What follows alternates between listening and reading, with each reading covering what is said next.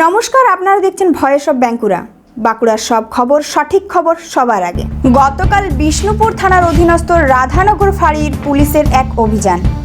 SI Satyajit Mohanty ও তার team সফলভাবে অভিযান চালিয়ে রাধানগর পাইনসাপাড়ার এলাকায় আইডি মদের বিরুদ্ধে বড়সড় ব্যবস্থা নেন। এই অভিযানে প্রায় 250 লিটার ফার্মেন্টেড ওয়াশ ও 70 লিটার আইডি মদ উদ্ধার করে তা অবিলম্বে ধ্বংস করা হয়। স্থানীয় বাসিন্দাদের অভিযোগের ভিত্তিতে এই পদক্ষেপ।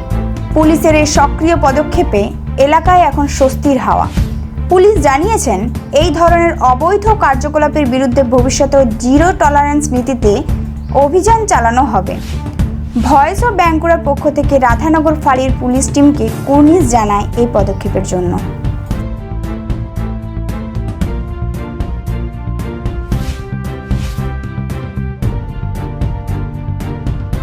এই ধরনের গুরুত্বপূর্ণ খবর সবার আগে পেতে আমাদের চ্যানেল সাবস্ক্রাইব করুন আর ভিডিওটি শেয়ার করতে ভুলবেন না।